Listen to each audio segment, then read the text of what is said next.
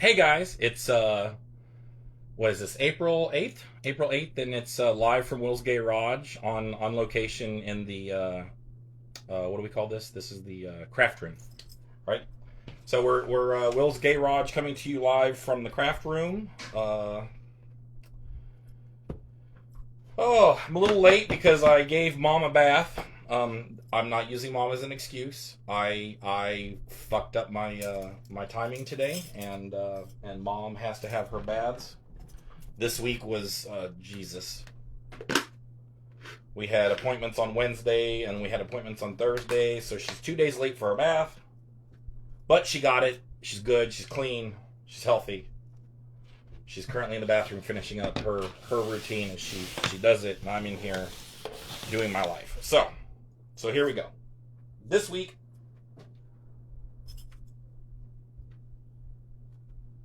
let me get my stuff here because I do some notes. But live for Will's Gayroge, right? This week we're talking about sexual assault in gay culture, victim blaming, why egregious sexual assault isn't reported. Modern leftists feeling government is the answer and the right still wants limited government, and the hypocrisy in that is marriage, and I have marriage and ellipses, which is the three dots, right? And is it Hippocratic bullshit? So we'll get right into it. Sexual assault in gay culture. So, one of the things that Mike and I were talking about the other day, which was like part of the whole getting ready for this live, is, it's interesting how, gays will blame heterosexuals for everything. They will. They you want blame put somewhere, ask a gay, and it's straight somehow. It's like we talked about in one of my other lives how there's this thing they like to call heteronormative or heteronominative. It's basically saying that heterosexuals do it, they've normalized the behavior of it, so therefore as gay men we shouldn't participate in it. One of them being like monogamy. Oh, that's heteronormative behavior. It's that heterosexuals practice it, and so just because we're gay doesn't mean we should practice it. But yet let's not forget about the 80s and HIV killing like the 80s, right? So so there's that. But so for some reason, and I think that this kind of boils down to the fact that we are men, and I'm gonna tell you right now, men are pigs, right? Men are pigs. I'm a man. I know it. I'm a pig. I'll admit it. I'm a pig. But I recognize my weakness and I try to be better because of it. But so sexual assault in the gay culture. I don't know how many times, and my gay friends can say yes or no, but why is it that it's okay to be groped in a gay bar? I told the story about how I was in a bar called The Loft, not to mention any names, there in San Diego, and this drag queen came up and she thought that I was attractive and put her hands on my knees and ran her hands up the inside of my thighs up to my groin. And I pushed her away and said, "I'm sorry, I didn't say you could touch me." And she just looked at me like, in shock and horror, like, "What do you mean I can't touch you?" And she's like, "Ooh, I like him feisty." And I was like, "Well," I said, "the military's taught me what sexual assault is." And I said, "And I don't appreciate you not touching me when I say you can't do it." And she's like, "Ooh, military man." So she put her hands on my knees and ran her hands up my inner thighs again until she got to my groin. And I proceeded to put my right foot in the middle of her chest and I kicked her ass across the fucking bar. And that's when the bouncer came over and was like, "Is there a problem here?" And I was like, "No, I got it." And he just looked at me and he's like, "No, I wasn't talking to you. I was talking to her." And I was like, "Oh no, you're not. You're talking to me." I said, "Because this drag queen just sexually assaulted me, and if you like me to go to Commander Navy Region Southwest and let them know that you're allowing sailors to be sexually assaulted in your bar," I said, "You go right ahead." I said, "Kick me out of this place." And the bouncer picked her ass up and kicked her out. And so, of course, because the drag queens and the bars are married to each other, because every bar has its drag queen that comes and does their stick. They wanted to know what's going on, and I told them, I said, this is what happened. I said, I didn't say you could touch me. And literally a guy standing next to me listening to the conversation was like, dude, you need to chill out. That's part of being in a gay bar. And I was like, wait a minute. So being groped by others is part of being in a gay bar. So you can just get handsy and touchy with anybody that comes into a gay bar. I was like, I thought gay bars were supposed to be safe spaces for gay men, not, it's, you're not going to get gay bashed, but you sure as hell will get, sexually assaulted and molested in a bar. And I just thought that was retarded. And of course this he was a little bit older than I am now. And I was like, so you got a guy in his late 20s, early 30s, and you're telling him that that's the cost of admission? Oh yeah, just let him grope you. That's you're in a gay bar. It comes with the territory. No, it doesn't. And that attitude needs to go. But one of the things that Mike and I were talking about is like, so here's the other thing. It does go unreported. You're not going to see a whole bunch of gays going down to the local police department and be like, Fifi just sexually assaulted me, because because first off, it's like, okay, well, what's Fifi's real name? And there's some drag queens out there that have used their stage name for so long. There's one in San Francisco named Miss Mona or whatever. Like, we don't even know what his real name is because he's gone by the drag name for so long. But so we couldn't. She goes by Mona. I don't know, right? So we couldn't tell who the real person is because Fifi doesn't have a real name. It's just Fifi, right? But why is so here's my notes, right? I'll just bring the notes out. And it says tolerated and unreported, and then tolerated. Is it more tolerated because it's a drag queen or a performer? Because she's going up and working the crowd, and part of working the crowd is oh hey, he's got a big package. Like really? Is it more tolerated if it's coming from somebody who's good looking versus ugly? And isn't that kind of subjective? That's actually kind of rude. I understand somebody saying, I'm sorry you're not my type, but you're getting offended because I can grab the dick of 20 guys in here and 19 are okay with it, and one says, ew, stop touching me. Oh, so now I'm the ugly guy, right? So you see the issues that I have with this, and it's basically just best if we just call it what it is. It's sexual assault.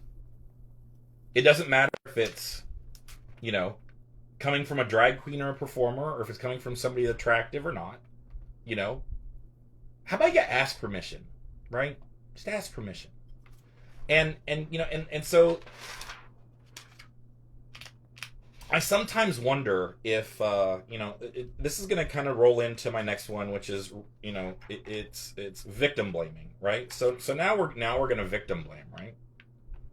Oh well, he was asking for it. He was in a gay bar. Really? Really?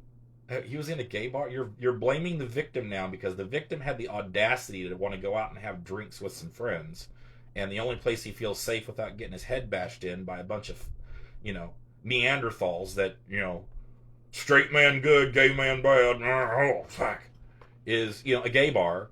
And so now he's got to sit there and be sexually assaulted, and because that's the cost of admission. But we're really going to victim blame. So and it's a learned behavior. It really is a learned behavior, because or it's a tolerated behavior, and I'll tell you why.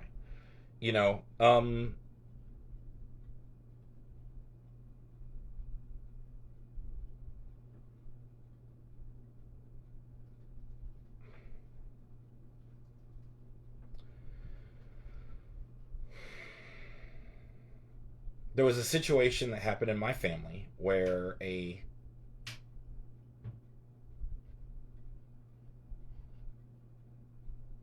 family member removed, kind of like first cousin twice removed, kind of like that. I'm not saying that that's who it is. I'm just saying that a removed family member was accused of, pled to a lesser offense of, and went to a correctional facility for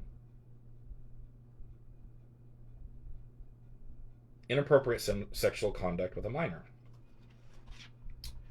And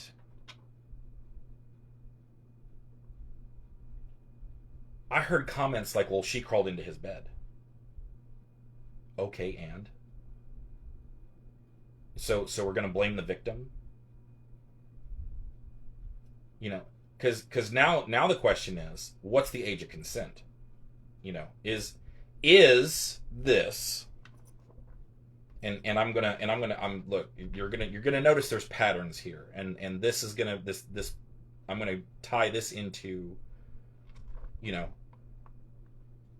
Florida's Parental Rights and Education Act, where, you know, if we're teaching kids what sex is at 5, can they really consent at 10? If you're going to say that, you know, 14-year-olds crawling into a grown-ass man's bed, and you're saying, oh, well, she's the, you know, she was asking for it, then why do we have, you know, statutory rape laws on the books? If because that's the society we're going down. Oh, the 8-year-old knew exactly what they were doing, you know? So is it 8 and 10, it's not okay, 14, we'll give them a free pass? Or do we just not blame the victim?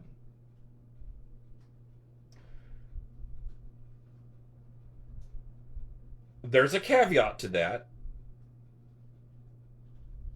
The perpetrator is innocent until proven guilty. Do you hear that? Court of public opinion?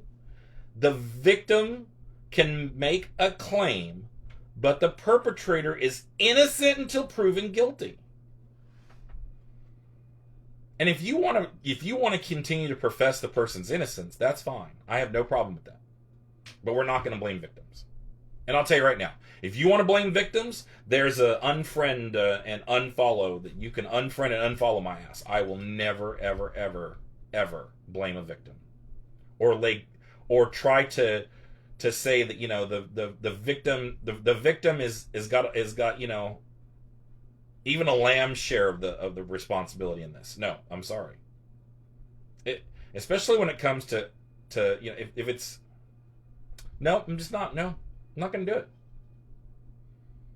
How can I sit there and say that, you know, oh, it's not sexual assault in a gay bar if it's good looking, versus the ugly guy, like, you know, touching my shit.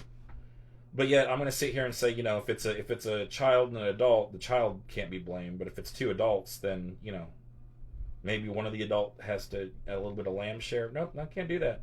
Even that just feels creepy to me. The skin crawls. I don't like it.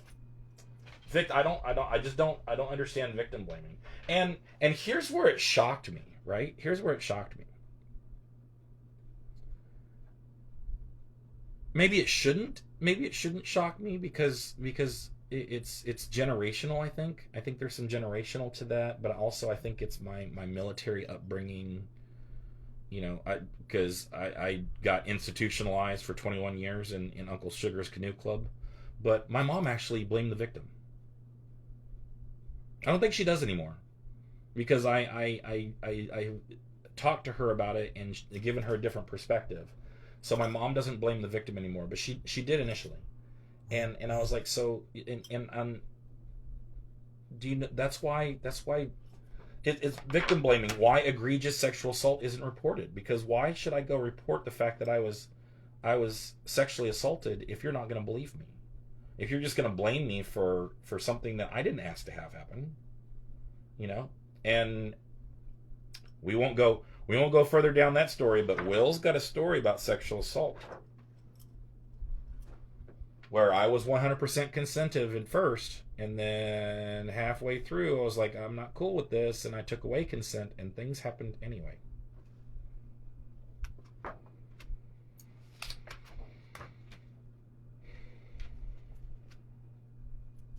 So, I don't do victim blaming. I can't do it. And I think that it's one of the things that we need to get away from. We need to get away from victim blaming. I'm going to believe the person who's filing it a charge, but I'm not going to say that the perpetrator is 100% guilty until he's proven 100% guilty. I think that that's one of the things that we need to stop doing. The court of public opinion needs to stop it. And that's one of the other things, like, because the court of public opinion is going to victim blame and not believe the victim.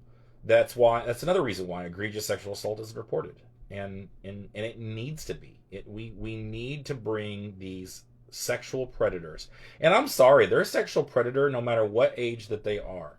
Which is one of the reasons why I like the idea of the Parental Rights and Education Act. If you're going to sit there and sexualize a 5-year-old does not understand. I'm gonna keep going back to it, because I'm gonna double down, I'm gonna triple down, I'm gonna quadruple down, and I'll tell you right now, like, I think that there's a company.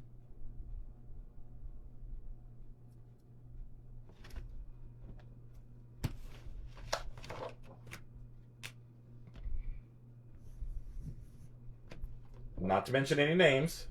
I know that's backwards, isn't it? But there's a company that I think is going to be in some legal hot water and might have a self-governance policy removed, because they've gotten into this idea of, don't get into politics here. Don't do it. Now, granted, this isn't the Anita Bryant in the 1990s and marriages between a man and a woman solely, which I'm gonna get there. Right? We'll get there. But marriages between a man and a woman, and because Disney back then said, we're gonna support gay marriage and we're gonna support, partner benefits and all this other nice happy stuff, Disney was boycotted by the religious right. But this isn't just the religious right. I'm not religious. Mike and I make jokes about how Hobby Lobby had the nativity scene. Jesus was 50% off. Like, you can find Jesus. He's at Hobby Lobby and he's 50% off. Like, I mean, I'm not religious, but I support the Parental Rights and Education bill, because I don't believe in sexualizing 5-year-olds. I don't believe in. I don't believe in. I'm gonna do it. I'm going to lose friends for it, but I'm going to do it. I'm going to put it on next week's. I'm going to put on next week's bill. Where's my pen? Where's my pen? Is it this one? Ultrafine. Fine. I need the ultrafine. Okay.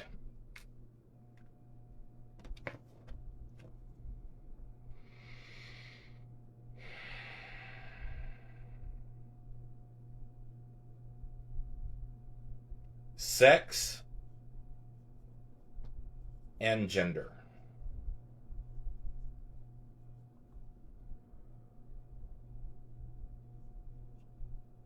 One is real. One is a social construct.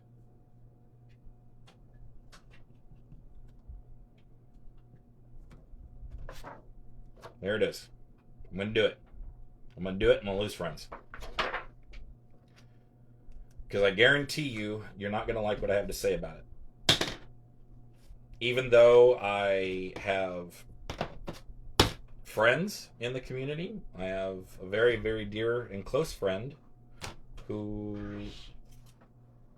recently I'll let you get down your way out. She trying to play, Michael Jordan over here, and she failing miserably. But yeah, so that's Mom. We won't show her. She didn't need to come on camera. But yeah, I'm gonna do it. I'm gonna talk about the social construct. The social construct, because that's what's being talked about the most. Is it's a social construct. It's socially constructed.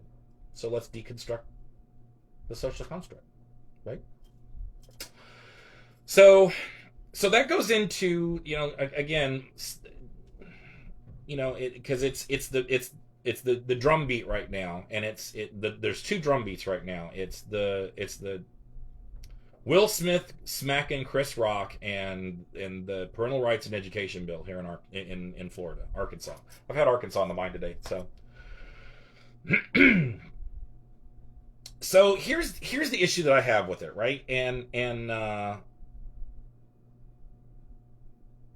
will definitely deconstruct the construct constructively, Jason. You best believe I will. There's really two political parties and two. I'm not going to say that there's only two positions, because I think I'm a centrist, and I'm a classic centrist, like a Bill Clinton centrist. Bill Clinton would be considered a Republican today. I'm way further away from that. I believe that Bill Clinton was a true centrist, because I had him as governor. He had some good ideas, had some not so good ideas, but there's a problem with, Bill Clinton would be considered a Republican today. Bill Maher was recently on Ben Shapiro, and Ben Shapiro said that the right likes Bill Maher now because he's like, my viewpoints haven't changed. It's the party and the policies that have changed, and they're getting to be a little bit too far left, and so the left is getting to the point where it believes, and let me make sure that I say this right.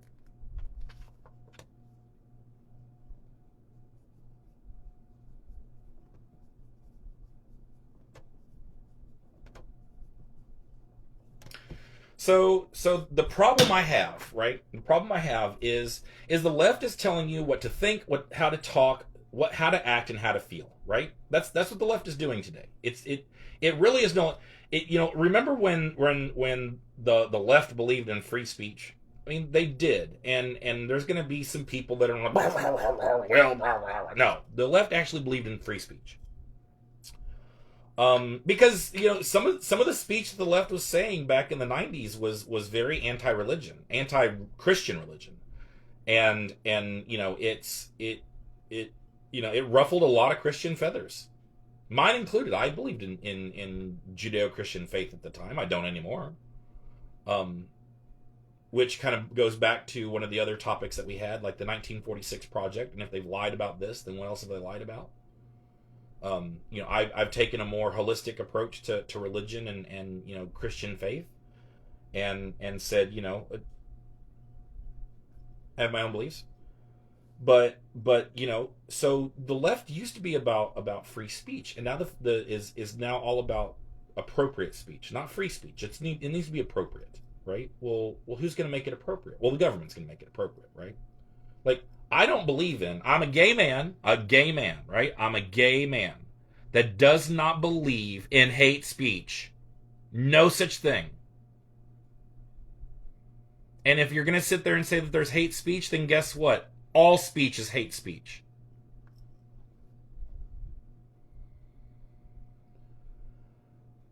So because I can sit here and probably talk about things that are gonna offend you, and that's the point behind hate speech. Hate speech is just offensive language. Well, if my speech offends you, then that's hate speech, and who decides? What governing body is going to decide what? Well, here's what we can say and we can't say today because Uncle Sugar said so, right? Because the government knows best, right? And for the most part, the right still wants limited government, and it's kind of why I lean more right than I do left, and I'm going to continue to lean more right. Actually, this is my right side. This is my left side. So I'm going to lean more right than I am left because, I don't believe that the government has what's best for me in mind. I think the government has what's best for the government in mind, and keeping the people in line is what's best for the government. And keeping the people, keeping the people voting for them is what's best for the government, and not what's best for the people. I'm sorry, but I don't care what the I don't care what the I don't care what Fauci has to say. I don't care what science has to say. I can tell you right now, my training, right, and I would love to talk to, have any of these guys that are commenting that are military. I'd love to sit there and talk about CBR training. And I want to say the Army does CBRN. Let's talk about that training. What's the protection from a biological agent? What was coronavirus? But yet the government's, oh, you need to mask up. You need to, we need to flatten the curve. Well, first off, we were trying to flatten a curve. Okay, so not everybody's bum rushing the hospital at once. Okay, we flattened the curve. And then it was save a life. Where the fuck did save a life come from? Oh, because the government is telling you how to think, what to talk, how to act, and what to feel, right?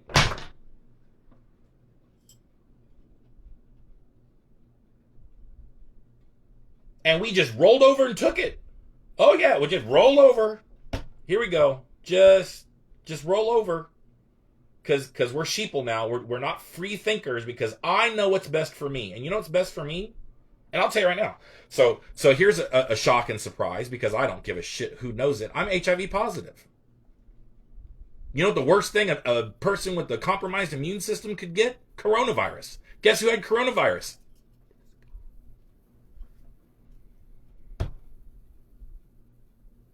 You know, again, you want to? They sit there. You know, was it the I can't remember who he said it was. Was it the New York Post, the Washington Times? One of those leftist newspapers did a poll to find out. You know, how many liberals. You know, what was the percentage of people that went to the hospital? And they were talking like 25, 30, 40%. Less than 5 had to go to the hospital for coronavirus. Less than 5% had to go to the hospital for coronavirus. But yet they were telling us, oh, hospitals are being overrun and all this other, like less than 5% that contracted coronavirus had to go to the hospital. Less than 5%. The ones that did have to go, right? Here's the other thing that we're not allowed to say because, you know, it's an inconvenient truth. It really is an inconvenient truth. Is the elderly. Oh, shock and surprise. People who are morbidly obese, diabetic. You know, people with respiratory problems. Oh, let's talk about, you know, I was a fucking chain smoker for years. Like every comorbidity that I'm supposed to have. I had a compromised immune system. I'm borderline diabetic. I was a smoker for years. I should be pushing up daisies. But I'm not. Why? Because I know what's best for me, and you know what's best for you. And Uncle Sugar telling us what we should do and what we shouldn't do. And you know what? Keep your global pandemic bullshit to yourself. Because nobody wants to hear it over here. Sorry about it. Nobody wants to hear it. So I'm gonna go with that. I'm gonna say here's why marriage is hypocritical bullshit, right? And you know, my side fought for it, wanted marriage for years and years and years and years and years, and the right said. And here's the thing, if the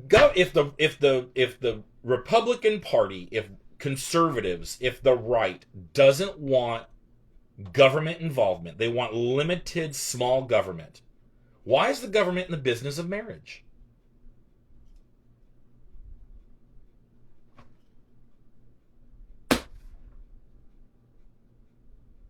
Why is it for you to get married, you have to go to the government and ask for permission to get married? They'll give it, oh, here's your license.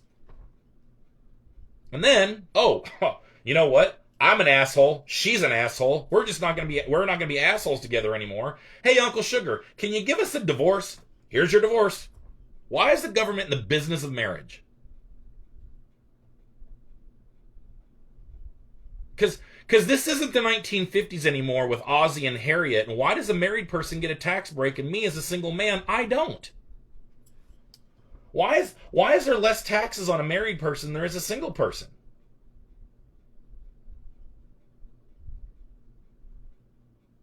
You know, my friend Jason just said government shouldn't give that or tax breaks for marriage. That's the reason they're involved. Yeah, that's the reason they're involved.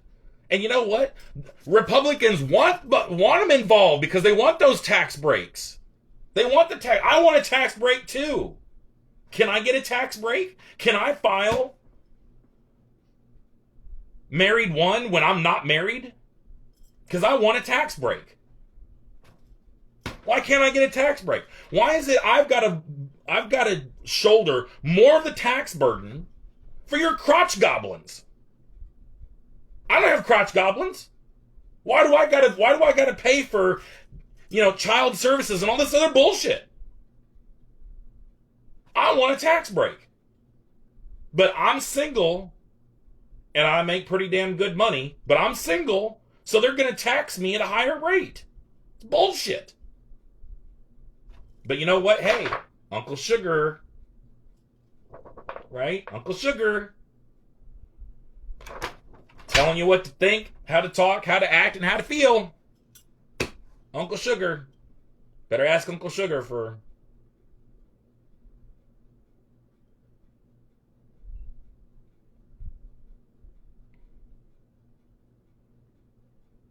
And then you got to have dependents to file head of household. Why?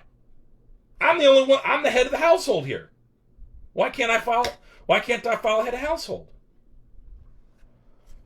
So I'll tell you what, and this is going to be my challenge to my conservative, right-leaning Republican friends. Get the government out of the business of marriage. You want to say marriage is a religious institution, then make it a religious institution and get it out of the government's hands. The government should have no business in marriage at all, period, end of discussion, no license, no nothing, done. Get it out of the government's hands.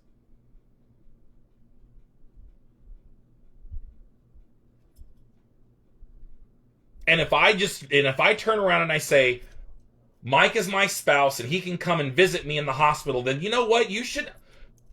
What does it matter?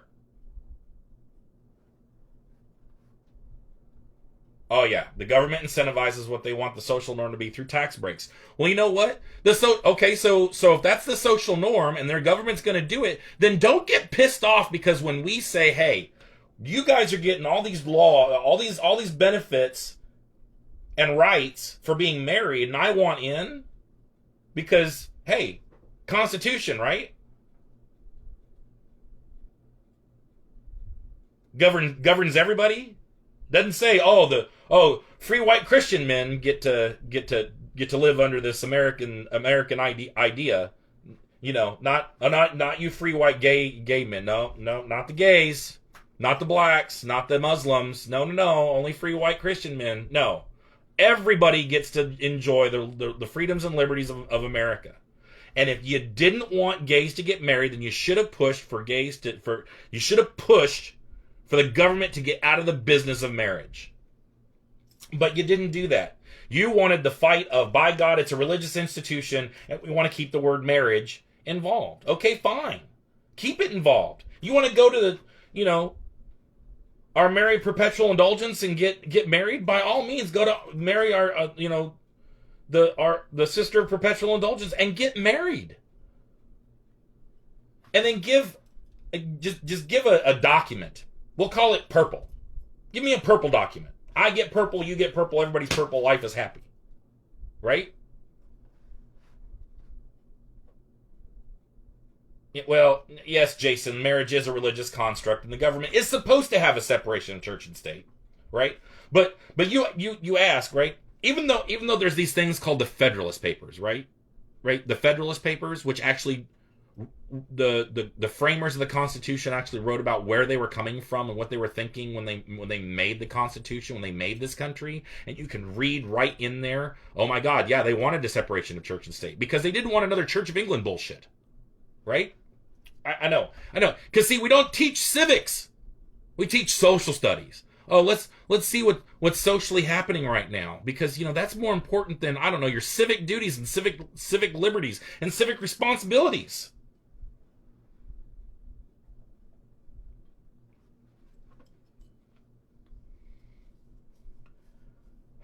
But see, this should be the wake up call to all of you, because we got November coming, right? And I don't want a red wave that's going to wipe out Democrats. I don't. I don't want a Republican wave that's going to wipe out Democrats. I want a constitutional wave where people who are civic-minded, that understand the Constitution, want to come in here and say, you know what? We're not for big government. We're for small government. And you know what one of the number one tenets we're going to fight on is? We're going to get the government out of the business of marriage. We're going to get rid of, here's an idea, let's get rid of tax code. Let's get rid of tax code because there's one tax. If you make $40,000, you're taxed at one rate. That's it. Well, what if you're married? It doesn't matter. One rate. Well, what if you're single? One rate. What if you got 43 kids? One rate.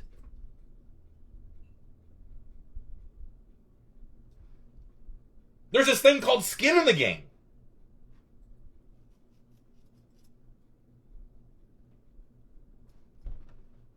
You need to have skin in the game, you know? But marriage is hypocritical bullshit. It is. If you're going to sit there and say that marriage is a religious institution, but yet you're not knocking down your congressman's doors to say, get out of the business of marriage because government has no right to be telling us what to think, how to talk, how we should act, and what we should feel. If you truly believe that those are tenets of what makes America America, because I do, I think that's one of the tenets that makes America America. We're a government for the people, by the people. So, as an American who should be represented in Congress, I don't want you to tell me what to think. I think I'm a free thinker, and I should be able to read the Constitution and get what I gather from it. I don't think you should be telling me what I can and cannot say because, there's hate speech. No such thing. Never heard of her. How to act? No, I'm sorry. If you don't like the fact that I fart rainbows and shit fucking glitter, well, tough shit. But I'm not going to act a certain way to make you feel more comfortable in public. It's just not going to happen. And then how to feel? Well, you know what? Fuck your feelings. Show me on the doll where the bad man hurt your feelings. You can't. So that's my thing. My mom has had this rebirth and reawakening for politics, and I think it's because it's all we talk about anymore today. We don't talk about like what makes Mike Mike, what makes Jason Jason, what makes Pat. We don't talk about that anymore. We talk about the things that back in Mom and Dad's day when we had company over, we had polite company over, polite company. You didn't talk about sex, religion, or politics. I couldn't tell you what religion half the people I grew up with were. That's a lie. They were all Southern Baptist. But like my buddy that just took John, I couldn't tell you what his religious affiliation is or his political affiliation, and it's none of my business. That's the civil. Remember, I was talking civil debate and civil discourse, right? That's my point. Is it's none of my business what your political views are. And it's none of my business what your religious views are. Let's talk about let's talk about your kids. How are they doing in school? What's their grades like? Do they have a bully that's bothering them? Let's talk about things that do matter, because religion and politics doesn't. Because religion and politics is why we have what I'm on live on right now. Shit book. It's shit book. What's my time like? Am I good on time? Somebody give me a time check from the pilot house.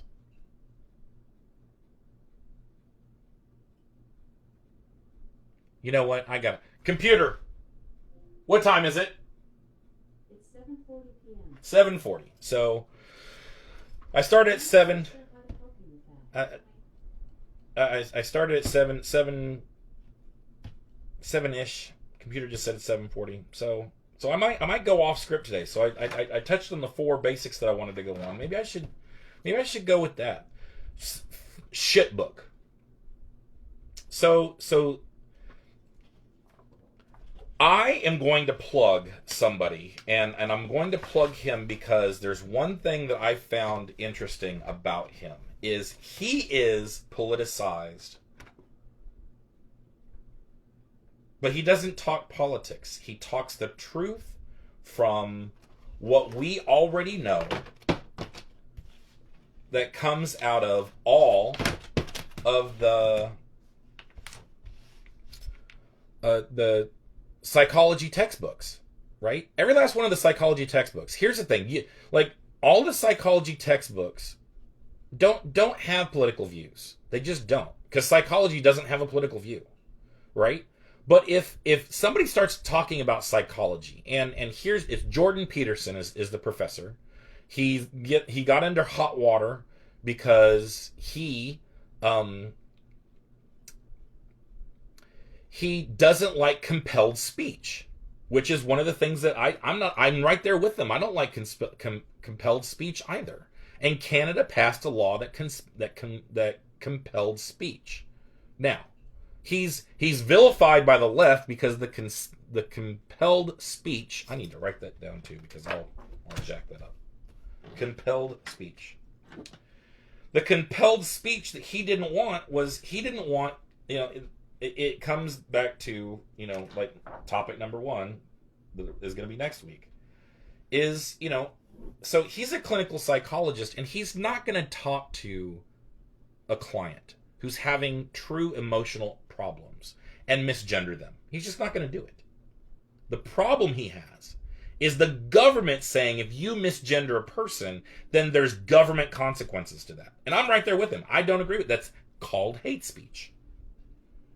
So now, who gets to determine what is or isn't hate speech? So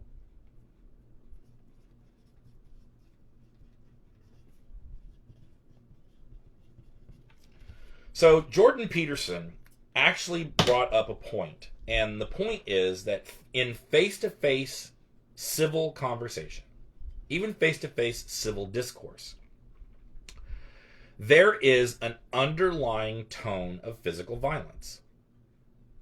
And what keeps us civil and not, going to fisticuffs because you've said something I don't like and I've said something you don't like, and now we're going to blows, is the civility.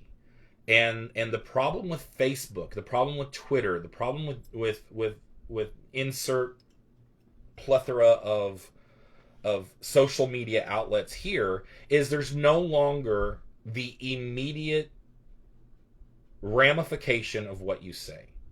Now, can there be like 3 to 6 weeks later, I get fired from my job because people are like, oh, he said it, and then here comes the pitchforks and torches, and you get fired from your job? Sure. But by then the damage is already done. It's already on Facebook, it's already on Twitter, it's already on Instagram, it's already on Snapchat, it's been screen captured, and it's all over the internet before you can say, Jack Sprat. So he talks about how that's the problem with social media, and people aren't as bad as social media makes it seem to be. And the reason people aren't is because in face-to-face actual civil conversation, there's that underlying tone of physical violence. If you say something, you're going to catch these hands. And I'll tell you right now, like, you call me the F word, you're going to catch some hands. But you can say it here in the comments section, and what can I do to you? The only thing I can do is just block you. But that doesn't really solve the problem. You can still say the F word, you can say the F word to whoever. But if I beat the brakes off you, then the other F word, Jason.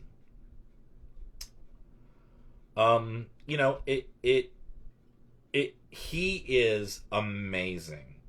And I love listening to him, and I love listening to him and listening to him talk, because he comes from a psychological approach, and it's interesting because he talks about hierarchies. He's if you know anything about Jordan Peterson, he's the lobster guy, right? He basically talks about how basically the way the human brain works is the same way the brain in the lobster works, right? And there's hierarchies in life, and so there's hierarchies in human interaction, and and he says there's nothing wrong with hierarchies, and I agree with him. I don't think there's anything wrong with hierarchies. Hierarchies become destructive when they become tyrannical. You know, you get a tyrant in there, and now all of a sudden you got a tyrannical hierarchy, and the hierarchy is no longer good for civil society. But there's a lot of hierarchies that are good for civil society. You know, and that's his point. And what I find interesting is the right tries to politicize that and say, see, we're right, and because Jordan Peterson said so. Or, you know, the left says, see, he's this because, you know, well, but he's right. And I love the way, you know, when people try to debate him and they start putting words in his mouth, and he's like, no, I didn't say that. And he's very stern about it. It's almost aggressive the way he says it. And it's like, and that's the way we should be. You know, we should be. No. Or if somebody says like, and he's like, no. That's like his number one thing that he is adamantly against is the word like. It's like this. Well, either it is or it isn't. It's not like it. It is. You know, and it's interesting when he says that, because he's right.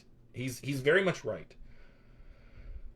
But he is a threat because he actually uses clinical psychology and breaks down everything in a manner that you're just like, if you're a clinical psychologist, prove him wrong. Because he's bringing, when he's like, I've read the studies, there's 3 studies that just came out. Well, if the study came out and he's quoting from a study and he's giving you the study names, you know, like if these studies are peer reviewed and the peers either say yes or no. So if clinical psychologists are reviewing this and they're saying, yes, we agree, and they're giving their stamp of approval on it, then how are you going to turn around and then say, you know, because it goes back to, you know, marriage is Hippocratic bullshit, right? Oh, you know, we understand clinical psychology, all the you know, my friend Mike, who's going through college right now to be a clinical psychologist to help combat veterans with PTSD. You know, Puget's model for child development is one of the guys that he talked about, right? It's the Puget model, right? Just like we have, you know, Pythagoras theorem, and it's not a theory, it's a fact, but it's weird how theories. I don't like some of the language we use, because either it's theories can either be proven or disproven, right? But the Pythagorean theorem, it's a theory, but it's right every time. So Puget's model for child development, it's right 100% of the time, because it is what it is, right? But you know, he's dangerous because he's right, and what's interesting is he starts talking about, like, a prime example was, you know, he was on, I want to say, Norwegian or Swedish TV. And, you know, and over there, which I think there's nothing wrong with. I agree with the philosophy that why can't boys play with dolls? Why can't girls play with trucks? Why are toys predicated to a child's sex? And I'm going to say sex, right? Because remember, gender is a social construct. So why is a truck and toy cars socially acceptable for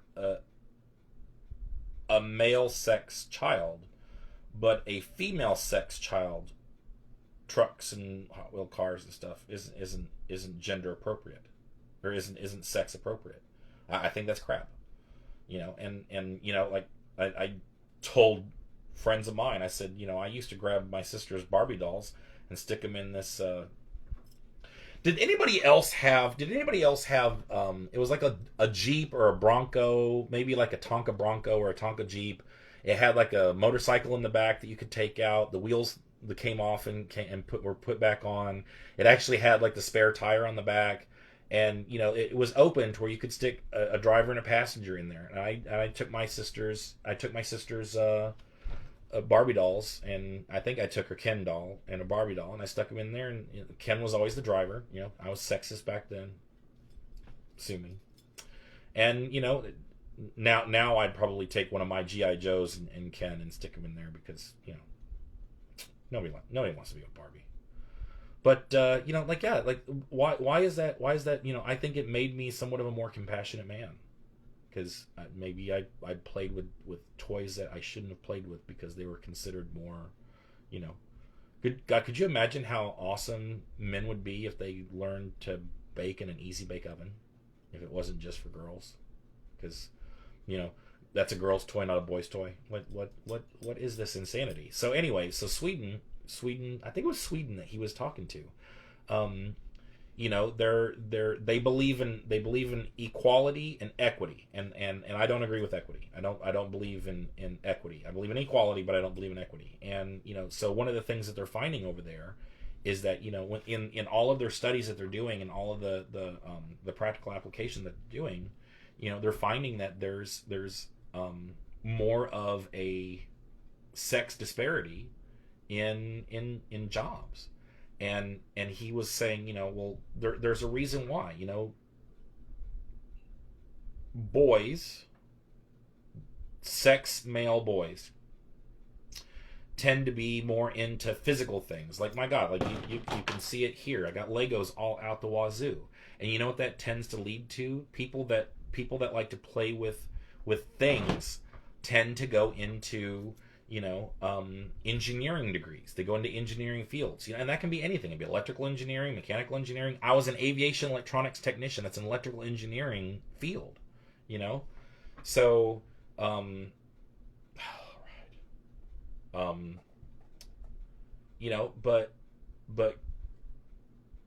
they're finding that, and that's not necessarily to say that all Swedes are all male Swedes are going into engineering fields because they like playing with things. But that's what the science is showing, is that the more we have equality and everything is equal, and we want equal treatment, equal outcome, equal everything, that they're finding that the more there's this rift between the two sexes. And so the female sex Swedes are more compassionate and caring, and so they're going into medical fields where, like, doctors and nurses and healthcare workers that that like caregiver teaching is also a caregiver type of field, and and it's interesting. So who's going to have more pay, an engineer or a teacher? And so that's where they're saying that it's more nuanced than to say gender is the only reason why there's a pay disparity. And I find that any time you actually try to broach that subject, no, my God, it's because of gender. It's sex. It's girls are getting paid less than boys. Well, so you're telling me that if you've got a civil engineer city planner, civil engineer, fresh out of college, 1 year, 22 years old, let's say, 1 year fresh out of college, that 22-year-old civil engineer, and let's say that, statistically nationwide, it's a $65,000 a year job. You're telling me that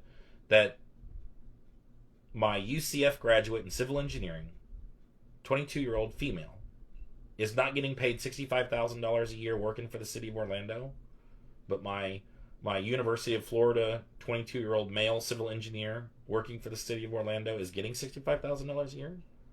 When to be honest with you, like they both have 1 year of experience, they're both fresh out of college, they both have civil engineering degrees, they're both making $65,000 a year. Because we've gotten so twisted around the axle with pay disparity. But let's think about it now. So you got a female engineer, 1 year out of college, 22 years old, working as a civil engineer in the city of Orlando. You've got a 35-year-old male civil engineer, been in the business for 10 years. Well, let's see. I'm saying 22, I said 35. So what, 13 years? Yeah, so 13 years in the business. If you think they're both making the same amount of money, you're tragically mistaken. Tragically mistaken. Is there a pay gap? No, there's not.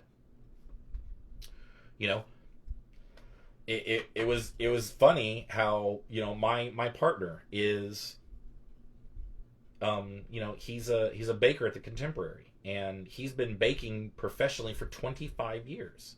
And this one girl, fresh out of school, is like, "Yep, now we're making the same amount of money." And Mike's like, "Yeah, we sure are." He didn't want to tell her that he was making more money than she was, because he's been a professional baker for 25 years and she's fresh out of school.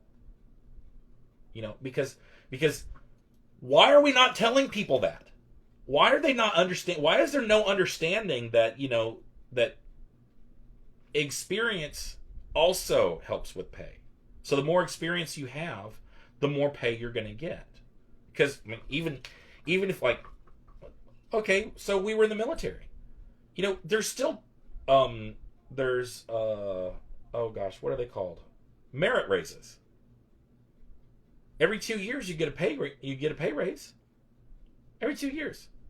In the civilian world, it's every year. They normally give you cost of living increase, 2.2%, 1%, 0.5%, no percent, depending on company and how greedy they are. Yeah. So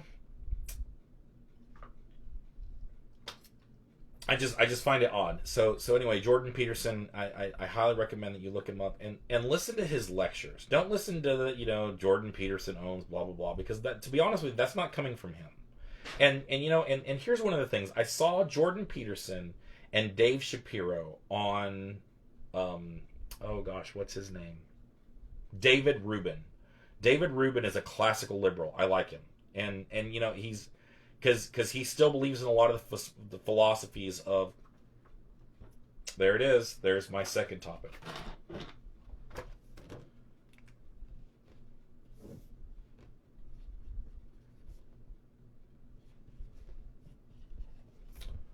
Liberals and conservatives, how I really think they're two apples from the same tree. And I'm going to prove it. I'm going to prove it next week. I'm going to prove that a conservative and a liberal are two apples from the same tree. And what we have now is nowhere close to an apple from the same tree. But no. So Jordan Peterson was on Dave Rubin, the Rubin Report, with Ben Shapiro. And why was I telling you about that?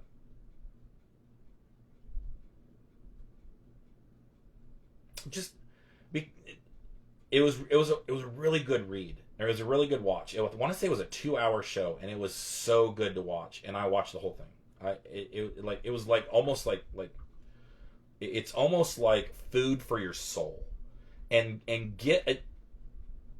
Now I will say that I've got friends that they don't like Bill Maher, and they don't like oh, I just mentioned him.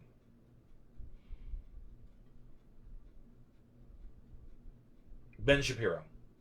Because they're very arrogant. And they are. They're very arrogant. But, when when you're right, you can have a certain level of arrogance. Because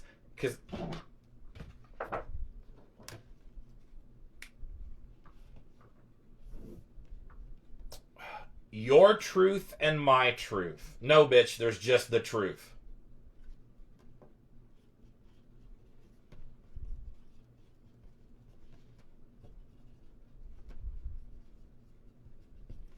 Ooh, there's 3. I'm almost got all 4 of them for next week. Oh, your truth and my truth. Yeah. So anyway, so there's just the truth, and they break it down, and if you can get past a little bit of the arrogance, because they're kind of arrogant, and I can see past the arrogance because I'm listening to the message, not the arrogance of the speaker. I'm listening to the message, and the message is the truth, and the truth is going to set us free. Like that's the biggest thing. The truth is going to set us free. So, you know what? I got my 4th topic, too.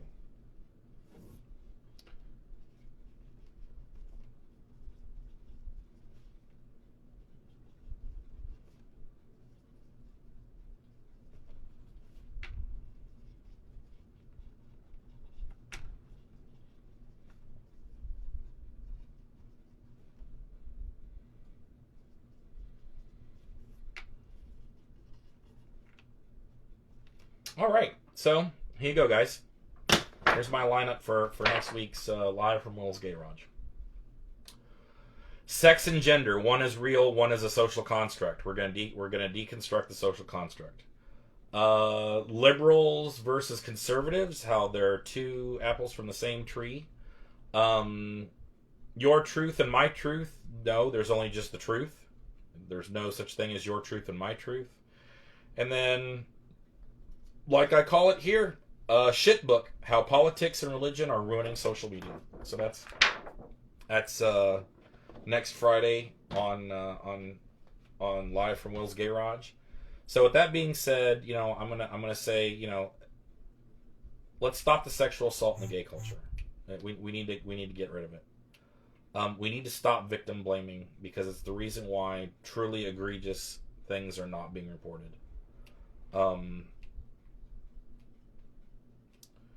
We need to stop this idea that the government knows best because the government doesn't. The individual knows best, and I'm all for individual freedoms and liberty, right? That's why liberals are called liberals, because they believe in individual freedom and liberty, right? And my challenge again to my conservative friends are: if you truly believe in limited government, get the government out of the business of marriage. So until next Friday, when we talk about my new topics, you guys stay classy, and I'll see you on the backside.